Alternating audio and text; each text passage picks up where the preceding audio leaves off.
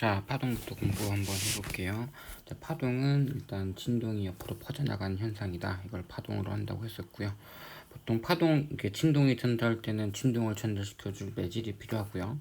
유일하게 매질이 필요 없는 게 빛이다. 이런 얘기도 했던 것 같습니다. 진동 방향과 진행 방향의 그런 모양에 따라서 횡파 혹은 종파로 부를 수도 있다고 했고요. 보통 이제 종파는 그림을 그리기 어렵습니다. 왜냐하면 밀한 게 얼마나 밀한지 혹은 소한 게 얼마나 소한지 모르니까 진폭을 정확히 알기가 어렵고요. 그래서 보통은 횡파로서 많이 파동을 그려서 확인합니다. 여기 보시면 파장, 진폭, 그리고 높여 있는 곳, 마루, 낮은 곳, 골 이런 것들 한번 얘기해봤죠. 진행 방향이 이렇게 오른쪽으로 가고 있으니까 여기서 조금 더 시간이 지나면 아마 이제 이렇게 영수철 파동이 이렇게 바뀌어 있겠죠. 그렇게 되면 여기 있던 마루 지역은 좀 밑으로 내려가 있을 거고요. 이 아래 있는 애는 이렇게 올라갔을 거고 고린 지점도 올라갈 거고요. 내려가고 이런 형태로 이제 진동, 움직임이 일어날 거다라는 것도 알 수 있어. 그래서 파동을 분석할 때 필요한 물리량들 꼭 한번 확인해 보시고, 이거는 기호입니다. 시간 타임, 그리고 프리퀀시나 요 모양도 진동수로 많이 써요. 그리고 보통은 F를 더 많이 쓰니까 F로 많이 하시고, 여기 대괄호로 쳐 있는 건 단위입니다. 단위도 꼭 잘 기억해 주시고. 자, 그래서 뭐 파장했고요. 그래서 1시간 동안, 한 번 진동할 때 걸린 시간을 우리는 보통 주기라고 부르고요. 그리고 한 번 진동할 때 파가 이동한 거리를 우리는 파장이라고 부릅니다. 그래서 같은 시간 동안에 같은 거리 간 거, 우리는 이걸 보통 속도 V라고 부르죠. 그래서 속도는 이렇게 파장 곱하기 진동수로 나타날 수 있다. 이런 얘기 한번 했었고요. 여기 속도가 10이라고 나와 있네요. 그럼 속도가 10이라는 건 여기 보면 파장이 4m니까 이 위에 있는 식을 그대로 집어 넣으면 4m 곱하기 진동수가 10이다. 그럼 F가 2.5 이렇게 나오네요. Hz. 이렇게도 할 수 있고요. 아니면 시간을 구해서 이 시간이 5분의 2초니까 결국 진동수는 그거 역수 취하면 2분의 2.5Hz 이런 식으로도 구할 수 있을 것 같습니다. 그래서 지금 이거는 일종의 사진이라고 있고요. 이건 이제 동영상이라고 했어요. 왜냐하면 시간에 따라서 변하는 어느 한 지점이 진동 방향을 보여주는 것. 이거는 여러 지점에 있는 선들이 현재 어떤 모양을 유지하고 있는지 보여주는 것이다. 그래서 얘는 시간이 좀 지나면 파가 이제 이렇게 움직일 거고요. 파라가 이렇게 움직인다는 건 P는 올라가고 Q는 내려간다는 걸 의미합니다. 지금 이 지점이 처음에 0이었어요. 0초일 때. 그러면 P 아니면 Q일 건데 내려가는 것도 시작하니까 P가 아니라 Q일 거다. 이거는 Q 지점을 나타내는 선이구나 라고 예측할 수 있겠죠. 자, 그래서 이제 속력과 관련된 물리량들이 몇 개 있습니다. 매질에 따라 속도가 달라져서 보통 이렇게 매질에 뭐가 바뀌냐, 그거 매질이 어떤 성질이 바꾸냐에 따라서 파의 속도가 바뀌는데, 물결파 같은 경우에는 수심에 따라서 보통 깊을수록 속도도 커요. 소리는 온도가 높을수록 소리도 점점 속도가 빨라지고요. 장력이 크면 줄의 파동 속도도 빨라집니다. 빛은 진공일 때가 제일 빠르고요. 매질이 있으면 좀 느려지는 거죠. 자, 그래서 속도 크기가 바뀌면, 다시 말하면 빠르기가 바뀌면 그로 인해서 굴절이나 반사가 발생한다 라는 것 꼭 한번 알아두시기 바랍니다. 그래서 매질이 달라지면 속도가 달라지고요. 속도가 달라지면 입사각과 투각이 달라집니다. 그러니까 꺾인다는 거죠. 그래서 굴절각이 생기고, 그래서 우리는 사람은 그걸 이제 인지해서 저기에 뭐가 있구나 라고 판단할 수 있습니다. 그래서 실제 수업 시간에는 여기 있는 워터비즈라고 해서 되게 말랑말랑하고 투명해 보이는 그걸로 했죠. 재밌는 만화를 하나 가져왔는데 일본 만화거든요. 잠깐 보시면 여기서 간단히 보시면 뭐 유리잔 훔치는 그런 범인을 찾는 그런 만화거든요. 간단히 보시면 유리잔 요요 뭐 이렇게 나오고 꿀꺽꿀꺽 설탕물 나오고요. 설탕물 나오고 더 먹어야지 이렇게 했는데 다 먹고 했는데 왜 200만 살짝 떨어져 있지 해서 안에 지금 보니까 이렇게 깨진 유리 자각이 있는 게 확인할 수 있습니다. 이게 물 안에 유리 자각이 근데 물 안에 유리 자각이 이렇게 보인다는 건 결국 물이랑 유리 조각이 굴절률이 달라서 이게 꺾여 보이기 때문에 우리 눈에 이제 두 개를 구분할 수 있다는 거죠. 그래서 지금 이거를 찾는 거거든요. 나폴레옹 3세 유리잔. 이게 이제 크리스탈로 만든 거래요. 굴절률이 1.5 정도 된다고 합니다. 그래서 지금 여기에 뭐가 있냐라고 지금 이 사람을 의심하는 거고, 여기 화들짝 놀라는 한 사람, 누가 와도 범인이라고 주목되는. 자, 볼게요. 보시면 여기 아무것도 없다고 생각하지만 여기에 물을 더 부었더니 유리잔이 나오는 걸 확인할 수 있습니다. 완전히 투명한 곳에서 갑자기 유리잔이 나왔던 거죠. 이게 무슨 마술 같은 건 아니고요. 자, 보시면 이게 그냥 설탕물이 아니라 좀 포화, 그러니까 물을 좀 많이 녹인 건데, 이게 많이 녹이면 녹을수록 농도가 진해지고요. 농도가 진해지면 구조율도 같이 커집니다. 그래서 빛이 다른 물질 경계를 지나갈 때마다 꺾이게 되면서 우리는 이게 굴절이 일어나는데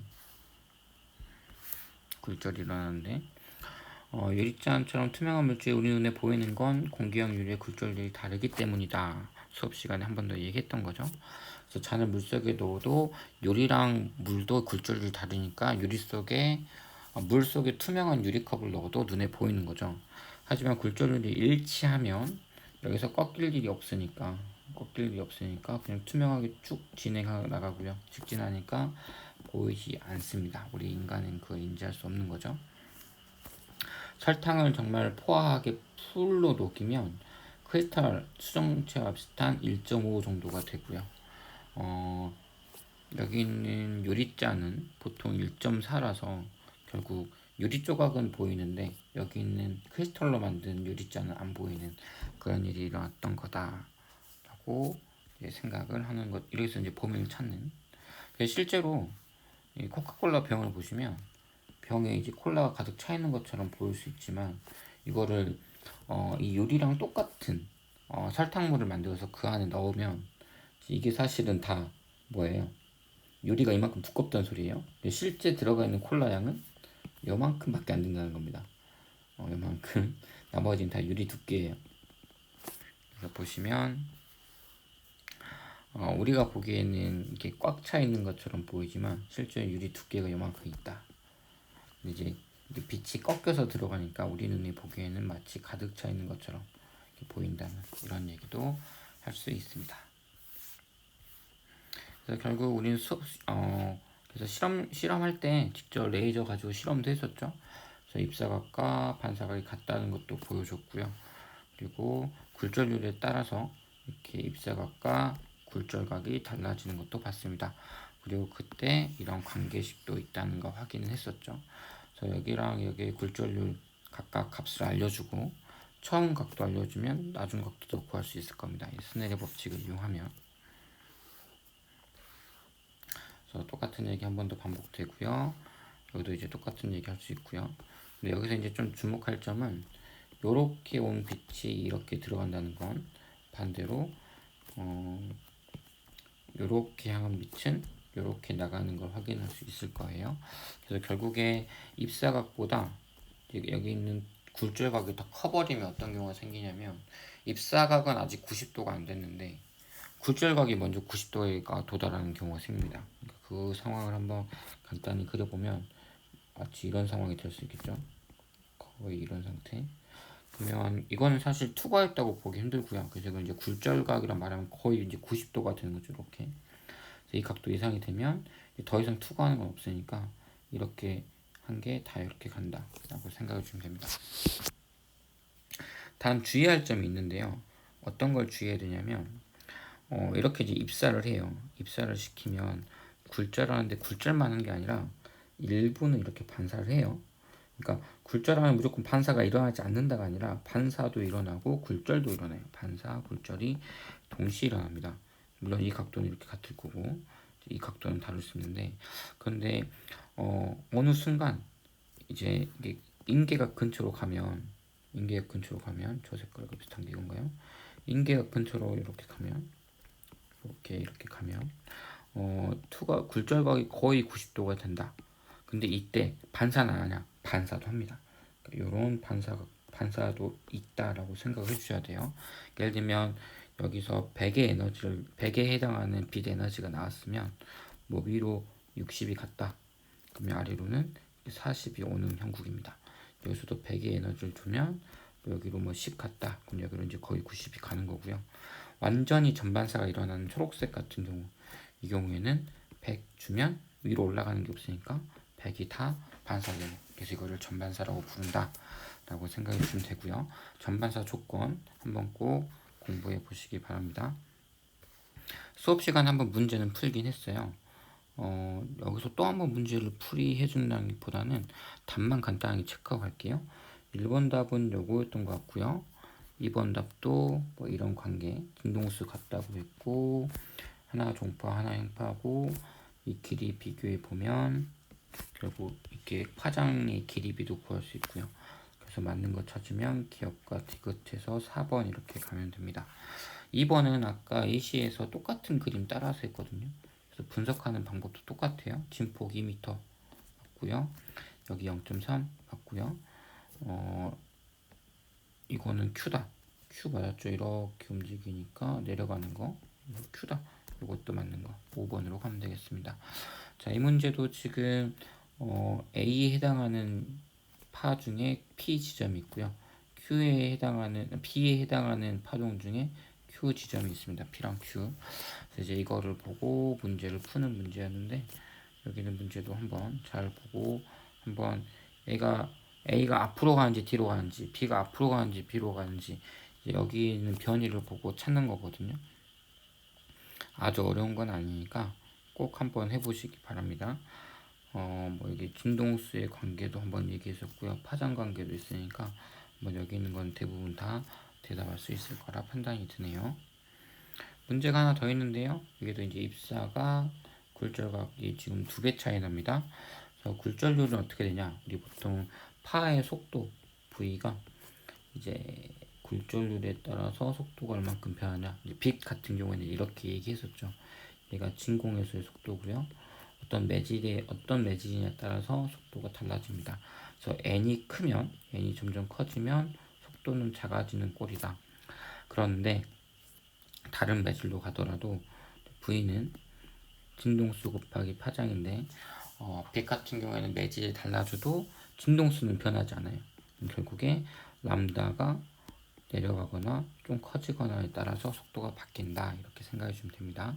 그래서 이렇게 한번 잘 분석해 보면 맞는 건 니은 하나 나올 거고요. 자, 이건 이제 파면 평면파입니다. 평면파가 지금 1번, 2번, 3번 순서로 이렇게 오고 있다는 소리예요. 그래서 수직하게 그려주면 파가 이렇게 왔다가 이렇게 진행한다는 소리겠죠. 그래서 굴절각과 입사각 분석하시고, 아마 해보면 세타1이 이쪽이고 세타2가 이쪽인 거를 금세 확인할 수 있을 거예요. 그래서 이제 관련된 거 물리랑 분석해 보면 이렇게 답을 한번 수업 시간에 얘기했던 것 같고요. 자, 물에다가 유리판 하나 깔아서 유리판이 있는 데는 이제 수심이 얕아지는 효과를 발휘하게 만들었습니다. 그래서 지금 여기는 파장이 작고요, 여기는 파장이 커요. 근데 아까 말했지만 이 파동 발생기에서 진동수를 바꾸지 않는 이상 여기는 진동수는 유지가 됩니다. 이건 유지되는데 람다가 이제 하나는 크고 람다가 하나는 작으니까 이렇게 2개에 해당하는 파는 속도가 빠를 거고요. 속도가 좀 빠를 거고, 이렇게 2개 조합되어 있는 파는 속도가 작을 거다라고 예상할 수 있겠네요. 그거 이용해서 이제 문제를 접근해 보면 이렇게 되는 거 확인할 수 있고요. 14번도 이제 이렇게 매질이 3개 정도 나오면 어떤 게 느리고 어떻게 빠른지를 직접 이제 입사각과 굴절각을 보고 분석해서 이제 직접 이렇게 써버리면 훨씬 더 편하다. 그래서 A, B 이용해서 느리고 빠르고를 결정했다면 이제 B랑 C를 이용해서 B가 C랑 비교했을 때 더 느린지 더 빠른지 이렇게 확인하면 결국 구할 수 있다 라는 겁니다. 그래서 이제 이런 관계가 오는 거 확인할 수 있고요. 인계각은 이제 전반사가 일어날 최소 각도인데 코어랑 클래딩이 결국에 속도차 때문에 결정되는 거군요. 속도차가 크면 조그만 입사각이 그리 크지 않아도 굴절이 팍 될 테니까 속도차가 크다. 네. 속도차가 크다라는 건 결국 굴절이 팍팍 일어난다는 소리니까 작은 각도에도 전반사가 일어날 수 있는 확률이 큰 거죠. 그래서 인기각이 작다. 이런 식의 결론도 얻을 수 있습니다. 이건 복습 내용이니까 한번 보시고 이것도 한번 언급해서 수업 시간에 풀어줬었죠. 한번 꼭 확인해 보세요. 파동의 특성 중에 하나로서 간섭이 있었고요. 이 간섭은 실제 우리가 용철 가지고 종이컵 쓰러뜨리기 실험을 진행했어요. 그래서 여기 있는 거 다 한번 실제로 해봤고요. 컴퓨터 프로그래밍을 이용했지만 노이즈 캔슬링, 맥놀이 뭐 다 보여줬던 것 같습니다. 그래서 이렇게 간섭이 일어날 수 있는 이유, 입자는 간섭이 안 일어나지만 파동은 간섭이 가능한 이유가 파동끼리 서로 부딪히더라도 서로에게 영향을 안 주는 독립성이 유지가 되고요. 또 하나 한 지점에서 두 파의 진폭이 합쳐질 수 있는 중첩이 가능하다. 이 두 가지 성질 때문에 간섭이 일어날 수 있다. 이런 얘기 했습니다. 자, 여기 보시면 이건 실제 우리가 실험기구 사서 직접 했죠. 이거는 뭐 잘 아실 것 같고요. 보강된 지점은 그 다음에 어떻게 될지, 상쇄가 된 지점은 조금 시간 지나면 어떻게 될지 한번 꼭 생각해 보시면 좋을 것 같아요. 위상에 같은 두 개의 파가 이제 진행을 하고 있습니다. 그래서 보시면 가운데 있는 사람이 봤을 때 제일 처음에 위상이 같다는 건 결국 모양이 같다는 소리거든요. 그러니까 처음에 마루면 저기도 마루로 시작을 하고요. 골로 시작했으면 골로 시작한다는 거예요. 그래서 지금 여기 거리랑 여기 거리는 같으니까 이 사람 입장에서는 동시에 마루 올 때 마루가 오고 고리 올 때 고리 올 겁니다. 그래서 이 사람은 보강 간섭이 일어나는 지점이겠죠. 소리가 매우 크게 들려요. 이 사람이 옆으로 쭉 이동했어요. 그래서 한 이 지점까지 오면 여기가 만약에 거리가 스피커로부터 거리 S1, 여기서부터 거리가 S2라고 하면은 경로차가 발생하죠. S1이 길고 S2가 짧으니까. 그래서 적당히 멀리 갔는데 얘가 파가 하나, 두 개, 세 개, 네 개에서 딱 도착했어요. 근데 얘는 도착하다 보니까 네 개 전에 도착한 거예요. 짧으니까. 그래서 하나가 마루고 하나 고리 왔어. 그러면 그 다음에는 고리 올 때 마루가 있죠. 그래서 이 경우는 이 사람은 상쇄 간섭이 일어나는 지점에 하필이면 위치에 있는 거죠. 그래서 이 사람은 소리가 거의 안 들릴 겁니다. 근데 여기서 더 가면 그래서 이제 이쪽은 이제 S1 프라임, 이쪽이 이제 S2 프라임이라고 하면 경로차가 더 심해졌거든요.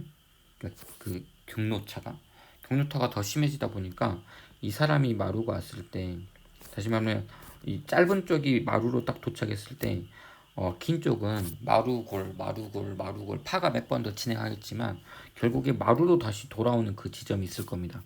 여기는 마루골로 끝났다면 여기 마루로 끝나는 새로운 또 지점이 생기겠죠. 그래서 그 경우는 또 보강 간섭이 일어나서 다시 소리가 잘 들리는 그런 지역이 생길 겁니다. 결국 경로차가 정확히 파장배 차이 나요. 혹은 2파장배 차이 나고 3파장배 차이 나면 결국 이 경우는 결국 파가 한 번 더 진행했을 뿐이지 모양은 똑같이 끝 지점이 같을 거니까 이 경우는 보강 간섭이 일어날 거고요.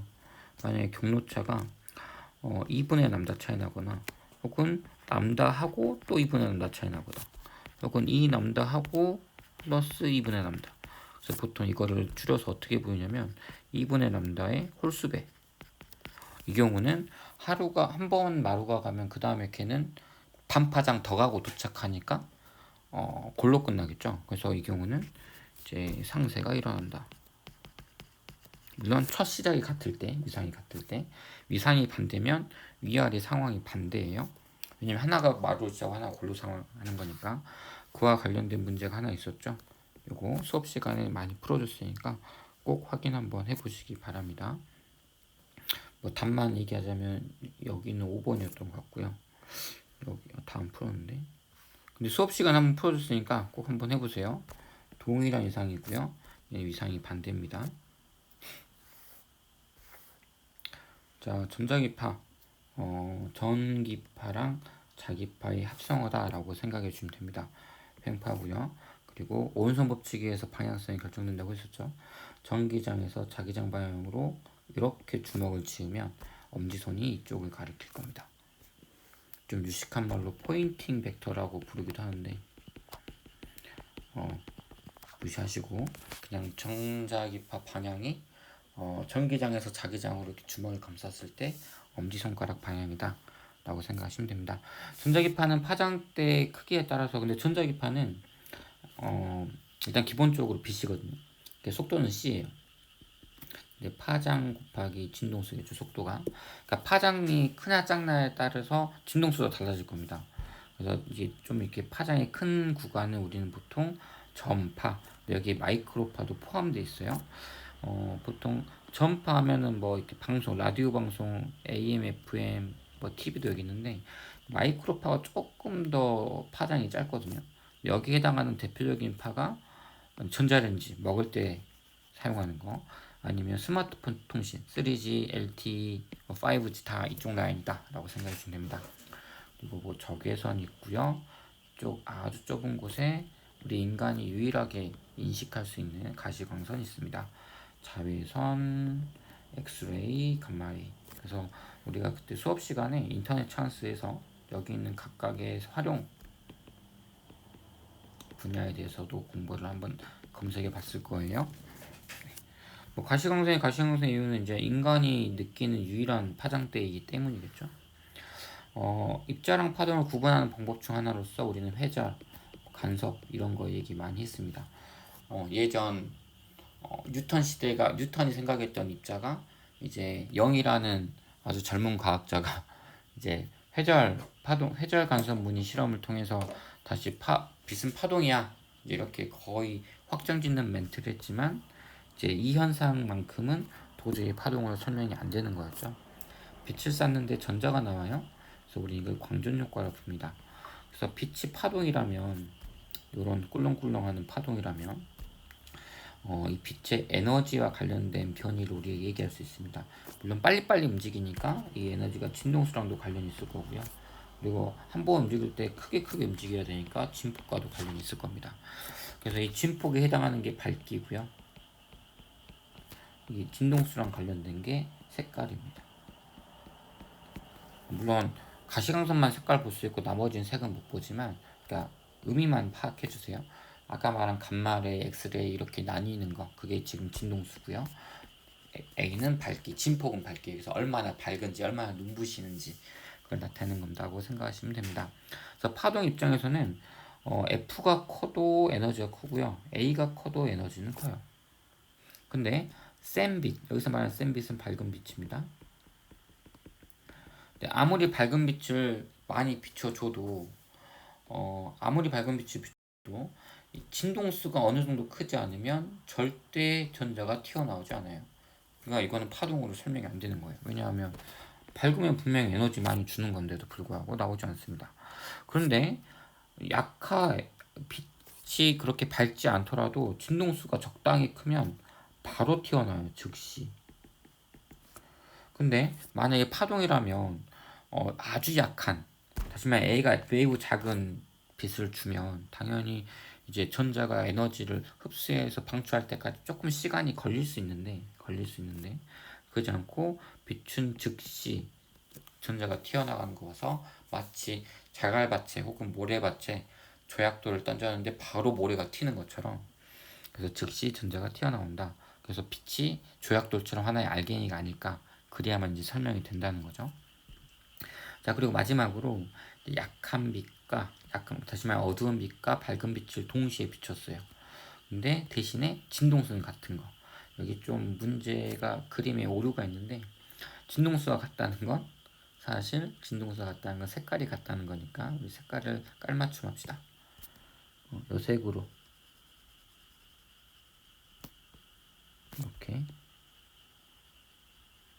이렇게 같은 파장대에 해당하는 빛을 하나는 어둡게 하나는 밝게 했지만 이때 나온 전자의 최대 운동 에너지는 항상 같더라. 이것도 파동으로서는 설명이 안 되는 지점이죠. 그래서 여기서 이제 내릴 수 있는 결론이 빛이 이것만 보면 입자인데 이런 생각을 하면서 이걸 그럼 해석하는 방법으로서 이제 선생님은 이제 에너지띠를 한번 제안을 했었죠. 그래서 에너지띠가 이렇게 있으면 금속이니까 아마 이쯤에서 전자가 차 있고 여기 이제 띠틈이고요. 여기가 이제 빈 공간이니까 여기 있는 전자들이 쉽게 올라갈 수 있어서 얘네들 이제 금속이라고 부르죠. 근데 에너지띠는 위에도 계속 있을 거고요. 무수에 가면은 여기 무한대로 가면 그래서 전자가 에너지를 겁나 많이 받아서 만약에 여기까지 올라갈 수 있다. 그러면 이제 얘가 이제 금속 핵으로부터 자유롭게 튀어나가는 이게 이제 광전 효과가 되는 거겠지. 근데 여기서 튀어나가는 애도 있을 거고요. 여기서 튀어나가는 애도 있을 거고요. 그럼 얘는 좀 더 높게 하겠죠. 똑같은 에너지를 받으면 여기서는 이제 더 높게 가는 게 아니라 더 낮게 가야죠. 잘못 그렸네.